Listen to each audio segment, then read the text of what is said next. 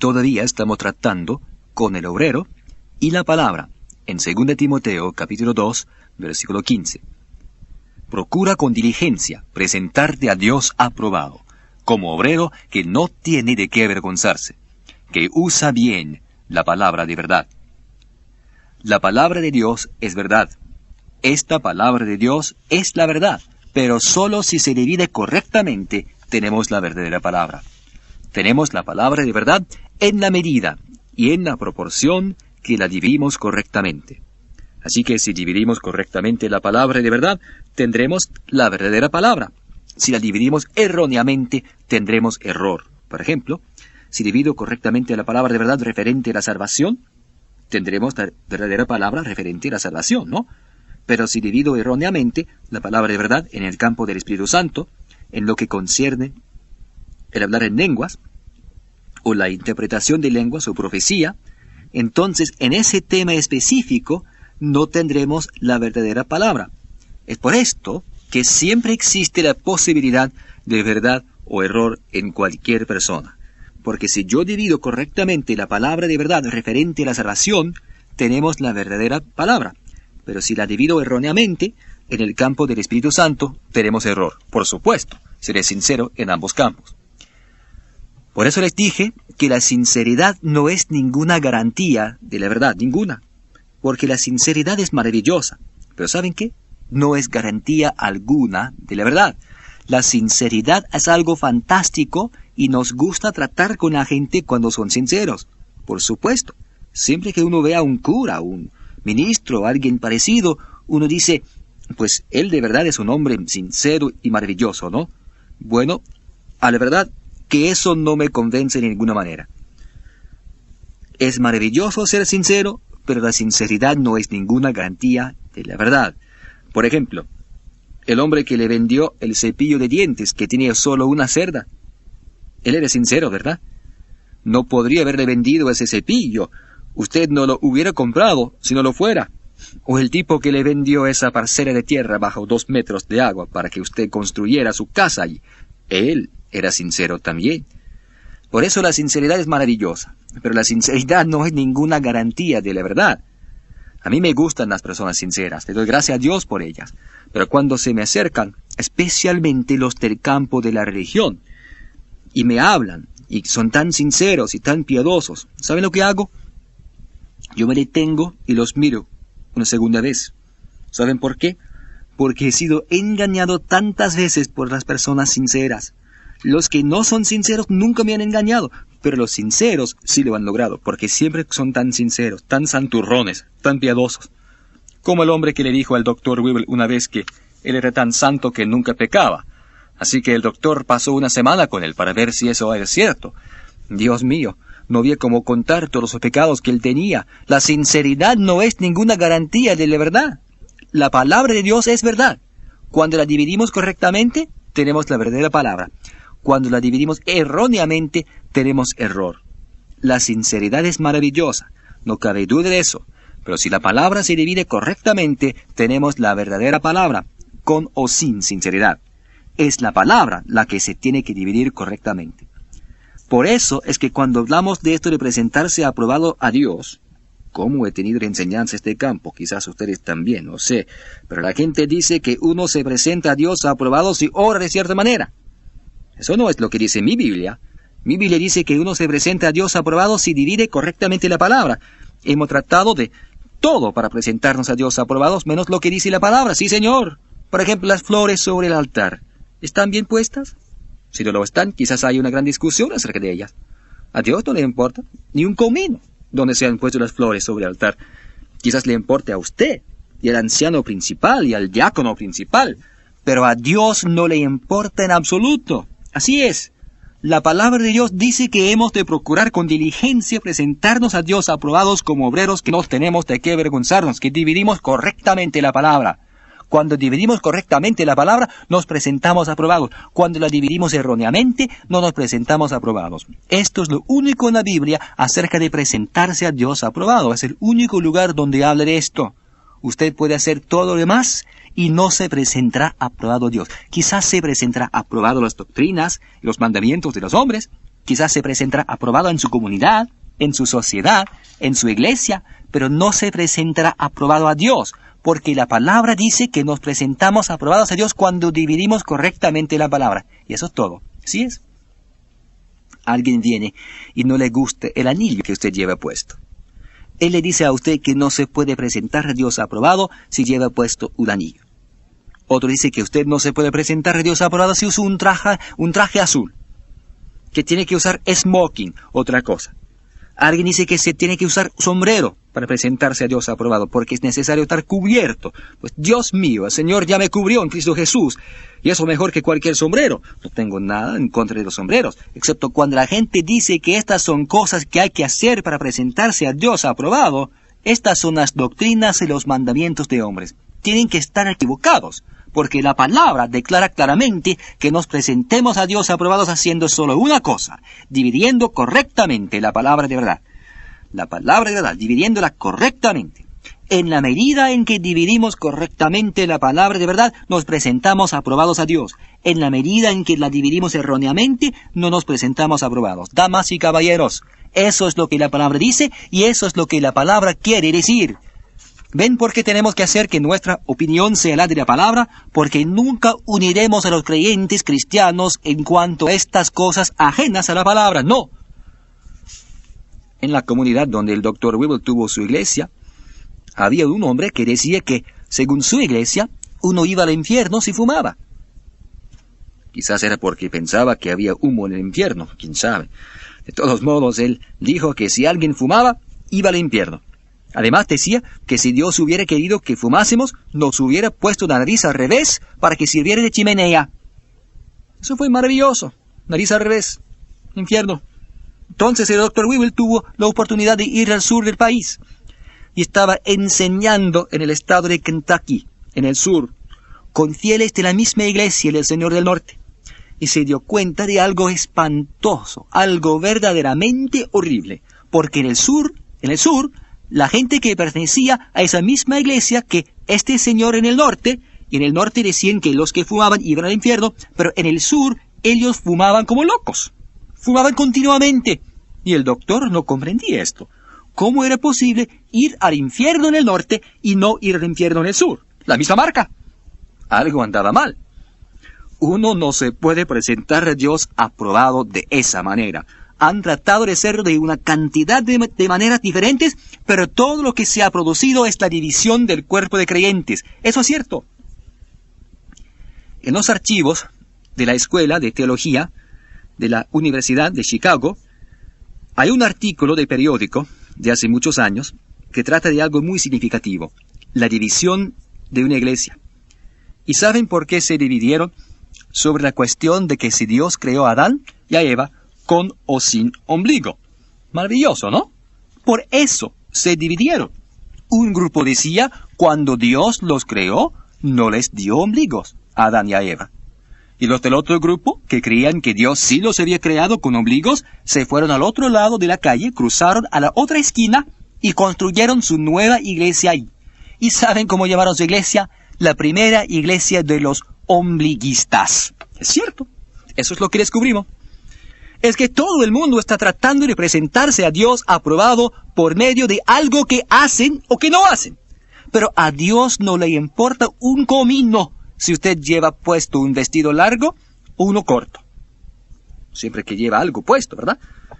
Hablando de las damas, supongo, cuando se trata de vestidos largos o cortos. Pero no le importa a Dios en absoluto.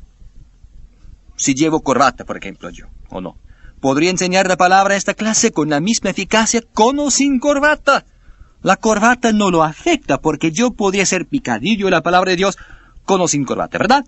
La grandeza no yace en lo que llevamos puesto, ni con lo que nos adornamos, sino en que dividamos correctamente la palabra. Hemos dividido correctamente la palabra de Dios. Es la cuestión.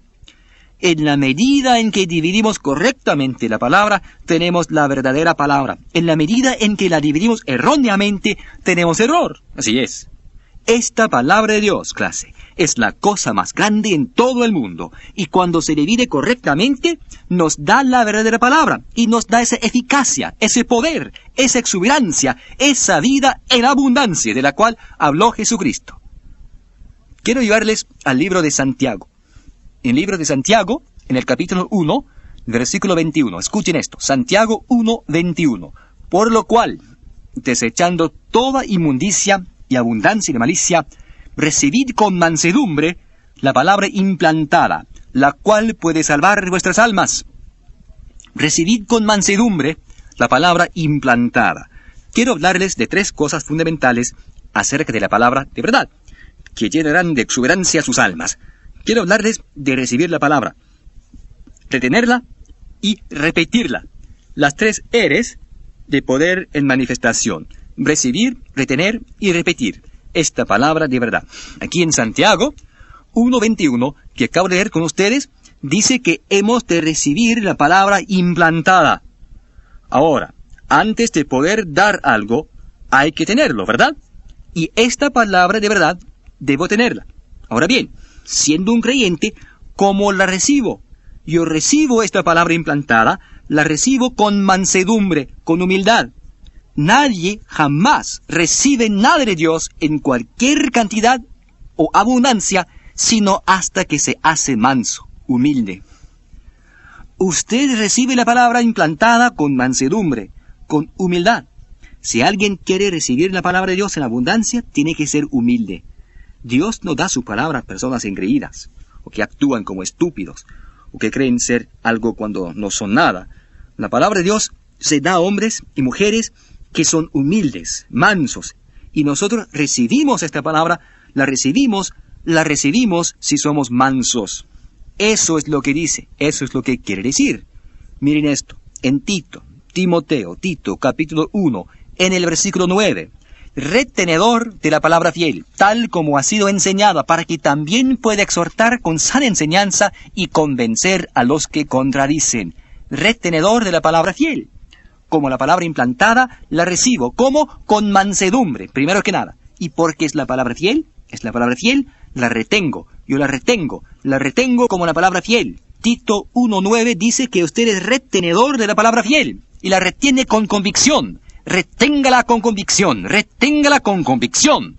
Una vez que usted tenga la palabra de Dios, no permita que nadie le disuade de creerla. Nadie, absolutamente nadie. Nadie, ni su esposa, ni su marido, ni su cura, ni su pastor, ni sus amigos teólogos, simplemente nadie. Una vez que haya recibido la palabra de Dios con mansedumbre, y usted tenga la palabra, reténgala con convicción. Reténgala con convicción. ¿Por qué? Porque ¿qué clase de palabra? Es la palabra fiel. Es la palabra fiel. Como la palabra fiel la retengo con convicción, y simplemente no permito que nadie se meta con la palabra. Damas y caballeros, se puede meter con muchas cosas en mi vida, pero cuando se trata de la verdad de la palabra es como dice el doctor, y le cito textualmente. Pueden discutir, pueden pelear, pero cuando se habla de la palabra, usted dice, esto es lo que dice la palabra, y eso contradice lo que la palabra dice, eso me parte el alma. ¿Por qué? Porque yo recibí esta palabra, porque Dios me la dio, y es la palabra fiel. Y en cuanto a esa palabra, yo no permito que nadie se meta con la palabra, simplemente nadie. No tengo amigos cuando se trata de la palabra, porque la palabra está muy por encima de todo, y permanece aunque nadie la crea.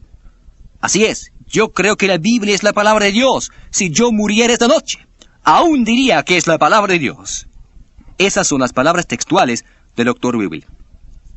Damas y caballeros, la palabra permanece, y por lo tanto, lo primero que tengo que hacer es recibirla. Y recibo la palabra cuando soy manso. Usted recibirá la palabra cuando es humilde, entonces recibe la palabra. Pero una vez que tenga la palabra, la Biblia dice que la retenga con convicción, porque es la palabra fiel. Porque lo que Dios ha prometido, Él no solamente es capaz de hacerlo, sino que también quiere hacerlo.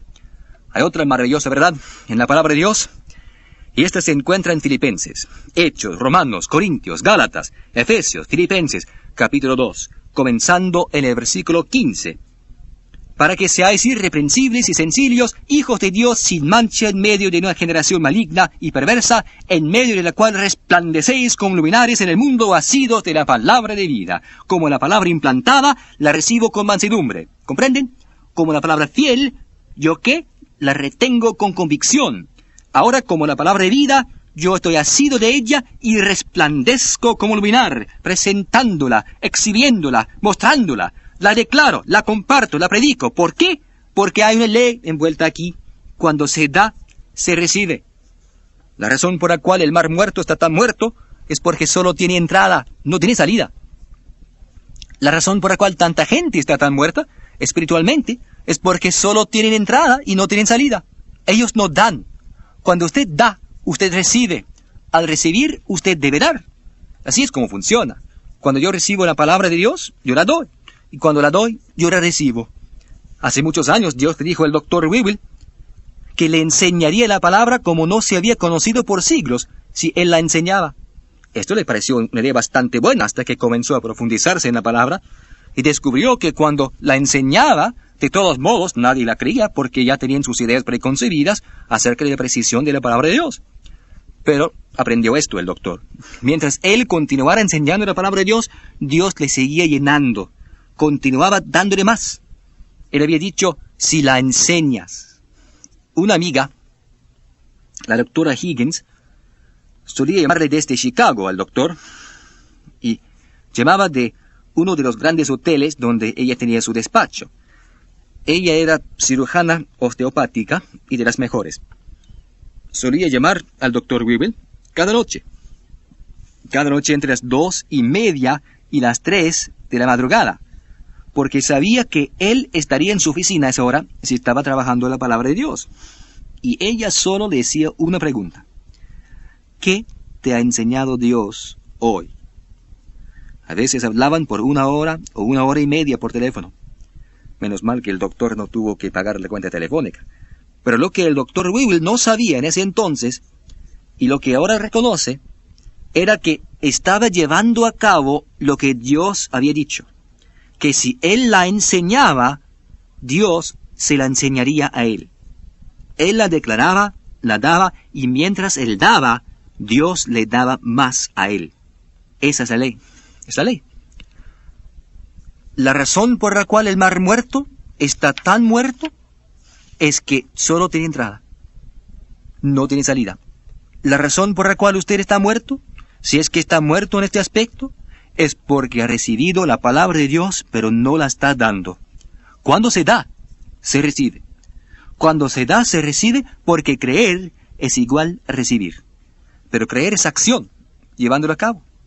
Entonces se recibe. Miren eso. Esta palabra de verdad la recibimos como la palabra implantada con mansedumbre, la retenemos como la palabra fiel con convicción, pero la repetimos porque es la palabra de vida. La repetimos con vacilación, no. La repetimos con ¿qué? Con denuedo. Sí, con denuedo. Resplandeciendo como luminares. La declaramos, la llevamos a cabo, la repetimos con denuedo y con convicción. Así fue como Dios lo planeó. Usted recibe la palabra implantada, a medida que usted es humilde y manso, la retiene con convicción porque es la maravillosa y fiel palabra de Dios, y entonces la declara, la comparte, le alumbra a la gente con la palabra porque es la palabra de vida. Este es el testimonio de la palabra misma en cuanto a la maravillosa palabra de Dios. ¿Y de qué se trata? Por eso es que la Biblia, la palabra de verdad, o la verdadera palabra, tiene indicadores muy bien señalados, como la carretera, que nos dicen exactamente cómo dividir correctamente esta palabra. De modo que simplemente no nos podemos extraviar, siempre que sigamos los indicadores.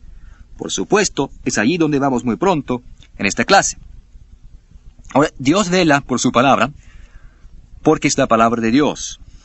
En el libro de los Salmos, en el Salmo 116, hay un versículo, el versículo 15, que me gustaría compartir con ustedes antes de comenzar con algo nuevo. Es un versículo que muchas veces se escucha en un funeral, cuando ha muerto un buen santo de Dios. Están todos allí para el servicio, y a este hombre lo van a enterrar, y decimos qué maravilloso santo de Dios era, y cómo Dios lo amaba, y que ahora ha vuelto a casa con el Señor, que Dios ahora lo tiene en el cielo. Entonces se cita esta escritura de Salmos 116:15. Estimada es a los ojos de Jehová la muerte de sus santos. Estimada es a los ojos de Jehová la muerte de sus santos. Aquí lo tenemos delante de nosotros y decimos, sí, es bueno que pues no decimos que sea bueno que murió, eso no decimos, sino que citamos la Escritura y decimos, sí, estimada es, buena cosa es a los ojos de Jehová que él haya muerto. Dios mío. ¿Y qué de dividir correctamente la palabra? ¿De declararla? No es estimado a los ojos de Jehová que Germán haya muerto, o Juan, o María. ¿Saben por qué? Porque ya no pueden ayudarle a Dios después de haber muerto. El único tiempo en que podían ayudar a Dios era mientras estaban aquí. Mientras estaban aquí. La palabra estimada en el texto es la palabra costosa. ¿Y saben por qué? Porque cualquier cosa costosa o cara se estima como un diamante. Y cuanto más costosa sea, más se estima. Por eso, costosa es a los ojos de Jehová, costosa es a los ojos de Jehová la muerte de sus santos. A Dios le costaría algo si yo muriera durante la enseñanza de esta clase, porque estoy enseñando la palabra, soy de valor para Él. Estoy declarando la palabra, les estoy ayudando a ustedes a comprender la grandeza de la palabra de Dios. Si yo muriera ahora mismo, le costaría a Dios. No le cuesta nada a Dios, no le cuesta nada a Dios cuando ese incrédulo o ese otro tipo rechazador de Dios muere. No le cuesta nada a Dios, porque en todo caso Él no ha hecho nada por Dios. Pero si usted muriera, o yo muriera, quienes creemos a Dios, eso le costaría a Dios. Por eso es que el salmista dijo, costosa, costosa es a los ojos de Jehová la muerte de sus santos. Es que Dios vela por su palabra, ni una jota ni una tilde pasarán de la ley hasta que toda se haya cumplido. Así es, por eso es costosa. Miren, en el Evangelio de Mateo, capítulo 5, la gente dice que nos entusiasmamos mucho por esta clase. Claro que sí, no es un secreto. Porque no deberíamos entusiasmarnos por la cosa más grande en todo el mundo, su palabra que Él engrandeció sobre todas las cosas. ¿Por qué no entusiasmarnos?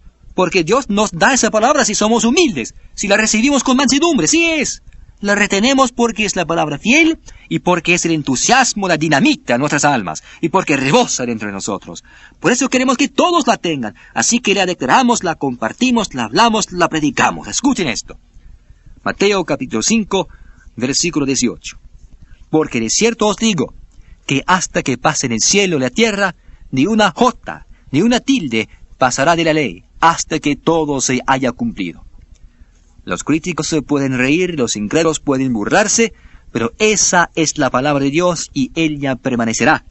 Los hombres pueden decir que Jesucristo nunca regresará, pues tendrán su gran sorpresa algún día, porque Él sí vuelve, y ellos se van a quedar mientras que nosotros vamos a estar en la gran reunión. Una gran sorpresa, porque lo que Él ha prometido, Él no solo tiene la capacidad, sino la voluntad de hacer. Y la palabra de Dios ha resistido el paso del tiempo. Los críticos han muerto, los incrédulos han desaparecido, pero la palabra de Dios vive y permanece para siempre. Esa es la grandeza de ella, y la recibimos con mansedumbre, la retenemos con convicción, y luego resplandecemos con ella, declarándola. Esta es una maravillosa verdad en la palabra de Dios, ¿no es cierto? Cristo es la palabra en la carne. Esta palabra la da a conocer la palabra escrita. En otras palabras, la palabra escrita da a conocer a Jesucristo. Esta palabra escrita da a conocer a Cristo. Ahora, cuando yo enseño la palabra, o cuando predico la palabra, cuando declaro la palabra, yo doy a conocer la palabra escrita, ¿entienden? La palabra escrita da a conocer a Jesucristo, quien es la palabra de Dios encarnada. Por eso es que Cristo es la palabra en la carne, quien es dado a conocer por la palabra escrita, y la palabra escrita es dada a conocer por la palabra predicada. Ese es el sistema. Yo predico la palabra. Cuando yo predico la palabra escrita se da a conocer. Y cuando la palabra escrita se conoce, Cristo se conoce. Así es que se nos da a conocer a Jesucristo. Porque Jesucristo dijo, cuando estaba sobre la tierra, que Él daría o que Él dio la palabra. Quiero que vayan a Hechos 17, versículo 2. Escuchen. Y Pablo, como acostumbraba, fue a ellos, y por 3 días de reposo discutió con ellos, declarando y exponiendo por medio de las Escrituras. Declarando y exponiendo por medio de las Escrituras. ¿Por qué? Porque cuando exponía por medio de las Escrituras, Él las daba y daba a conocer la palabra escrita. Y la palabra escrita daba a conocer a Cristo. Versículos 3 y 4. Declarando y exponiendo por medio de las Escrituras que era necesario que el Cristo padeciese y resucitase de los muertos, y que Jesús, a quien yo os anuncio, decía él, es el Cristo. Y algunos de ellos creyeron, muchos no, algunos creyeron, y se juntaron con Pablo y con Silas, y de los griegos, o gentiles, de los griegos piadosos, gran número creyeron, y mujeres nobles no pocas. En otras palabras, muchas de ellas creyeron también. ¿Por qué? Porque él declaró la palabra. La palabra no es un devocionario, no es tomar un versículo y el comentario de un hombre, luego una corta oración y amén y a la oficina. No es así. No. La palabra no es un devocionario. Esta es la palabra de vida. Recíbala con mansedumbre, reténgala porque es una palabra fiel y declárela porque es la palabra de vida. No es un devocionario, es vida.